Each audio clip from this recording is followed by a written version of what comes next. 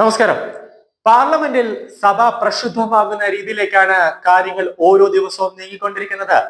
രാജ്യസഭയിൽ സോണിയാഗാന്ധിക്ക് ജോർജ് സോറസുമായി ബന്ധമുണ്ട് എന്ന് മല്ലികാർജുന ഖാർഗെയുടെ തുറന്നു പറച്ചിൽ, ആ ഒരു തുറന്ന വെളിപ്പെടുത്തൽ ബി.ജെ.പിയുടെ ആരോപണത്തിന് കൂടുതൽ ശക്തി പകരുന്നതാണ്. രാഹുൽ ഗാന്ധി അമേരിക്കയിൽ സന്ദർശനം നടത്തിയപ്പോൾ ജോർജ് സോറസുമായി കൂടിക്കാഴ്ച നടത്തിയെന്ന് രാഹുൽ തന്നെ സമ്മതിച്ചതാണ്. ഫോട്ടോകൾ ഉൾപ്പെടെ അന്ന് തന്നെ അത് പുറത്തേക്ക് വന്നിരുന്നു. അമേരിക്കയിൽ ഇരുന്ന് ജോർജ് സോറസ് ഇന്ത്യയിൽ എങ്ങനെ പ്രവർത്തനം നടത്തണമെന്ന് രാഹുൽ ഗാന്ധിയോടും സോണിയോടും പറയുമ്പോൾ അതേപോലെ അക്ഷരം പ്രതി അനുസരിച്ചിട്ടാണ് രാഹുലും സോണിയും ഇന്ത്യയിൽ കലാപങ്ങൾ ഉൾപ്പെടെ രാജ്യദ്രോഹ വിരുദ്ധരുമായി കൂട്ടുകൂടി പ്രവർത്തനം നടത്തുന്നത്. സോറസുമായി ഒരു ബന്ധമില്ലെങ്കിൽ സോണിയയ്ക്ക് എന്തുകൊണ്ട് ഇത്രയും ദിവസമായി അത് തുറന്നു പറയുന്നില്ല? പാർലമെന്റിൽ ബി.ജെ.പി അംഗങ്ങൾ സോണിയാഗാന്ധിയെ ചോദ്യം ചെയ്തതാണ് ഉപരാഷ്ട്രപതിക്കെതിരായ അവിശ്വാസ പ്രമേയത്തിലേക്ക് കാര്യങ്ങൾ എത്തി നിൽക്കുന്നത്. അമേരിക്കയുടെ ശതകോടീശ്വരൻ ജോർജ് സോറസുമായി കോൺഗ്രസ് നേതാവ് സോണിയാഗാന്ധിക്ക് ബന്ധമുണ്ടെന്ന് ബി.ജെ.പി എംപിമാർ രാജ്യസഭയിൽ ആരോപിച്ചു.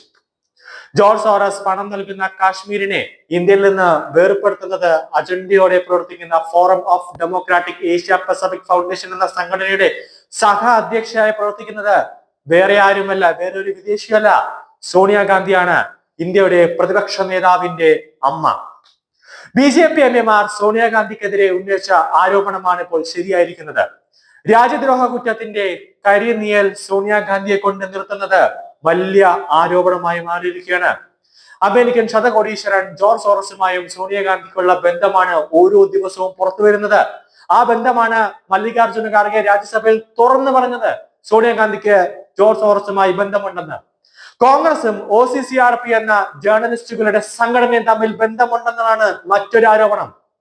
ഇന്ത്യയിലെ മോദി സർക്കാരിനെ അട്ടിമറിക്കാനും ആഗോള ബിസിനസ് ശക്തിയായി വളരുന്ന അദാനിയെ തകർക്കുക വഴി ഇന്ത്യയെ സാമ്പത്തികമായി തകർക്കാനും പര്യാപ്തമായ കള്ള റിപ്പോർട്ടുകൾ ചമയ്ക്കുന്ന സംഘടനയാണ് OCCRP.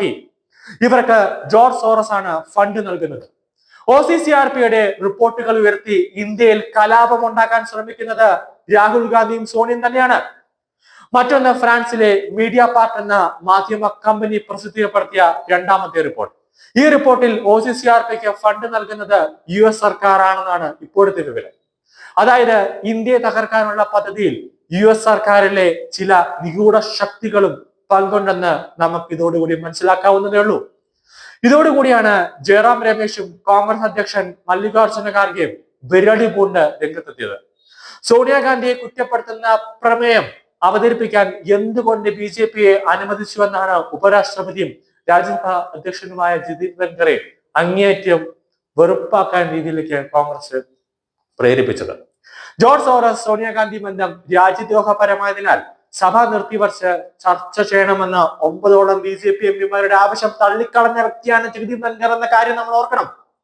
അതല്ല, ഈ പ്രശ്നം അവതരിപ്പിച്ചതാണ്, സോണിയാഗാന്ധിയെ ചോദ്യം ചെയ്യുന്ന പ്രശ്നം ഉയർത്തിയതാണ് കോൺഗ്രസ് നേതാക്കളെ വിരളി പിടിപ്പിച്ചതെങ്കിൽ സോണിയെ ചോദ്യം ചെയ്തതിന് അപ്പുറമുള്ള വ്യക്തിയാണോ എന്ന ചോദ്യമാണ് ഇതോടെ ഉയരുന്നത്. സഭയിൽ ബി.ജെ.പി എംപിമാർ സോണിയക്കെതിരെ ആരോപണം ഉയർത്തിയത് തെളിവുകൾ സഹിതം നിരത്തിയാണ്, അല്ലാതെ രാഹുൽ ഗാന്ധി പറയുന്നത് പോലെ അനാവശ്യമായിട്ടല്ല. എന്നാൽ എന്തോ വലിയ അലിഖിതമായ ഒരു നിയമം ബി.ജെ.പി എംപിമാർ ലംഘിച്ചെന്ന രീതിയിലാണ് കോൺഗ്രസ് നേതാക്കളുടെ പ്രതികരണം. സോണിയാഗാന്ധിയെ ഒരു ചോദ്യം എന്നെ ഉയർത്താൻ മാധ്യമപ്രവർത്തകർക്കോ ബി.ജെ.പി എംപിമാർക്കോ അതിനുള്ള അധികാരം ഇല്ലേ എന്നാണ് ബി.ജെ.പി നേതാക്കൾ ചോദിക്കുന്നത്. ബി.ജെ.പി നേതാക്കൾ മാത്രമല്ല, സോണിയാഗാന്ധി ചോദിക്കുന്നത്. അവരൊരു സാധാരണ MP ആണ്, ജനങ്ങൾ വിജയിപ്പിച്ച് ഇരുത്തിയ ഒരു MP. അല്ലാതെ അവർക്ക് ഇന്ത്യൻ ഭരണഘടനയിലോ ഇന്ത്യയിലെ ഒരു നിയമത്തിലോ അവർക്ക് ഒരു പ്രത്യേക പദവിയോ പ്രത്യേക നിയമമോ ഇന്ത്യൻ ഭരണഘടനയിൽ പറയുന്നില്ല. ഇന്ത്യൻ നാഷണൽ കോൺഗ്രസിന്റെ മുഖ്യാധാരമായ ഒരു വ്യക്തി എന്ന നിലയിൽ സോണിയയ്ക്കോ രാഹുലിനോ ഒരു പ്രത്യേക പ്രിവിലേജ് ഇന്ത്യ എന്ന ഭാരതം നൽകുന്നില്ല.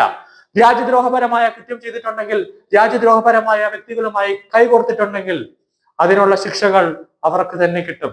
അതാണ് ഓരോ ദിവസവും ഇപ്പോൾ തെളിവുകൾ സഹിതം പുറത്തു വന്നുകൊണ്ടിരിക്കുന്നത്.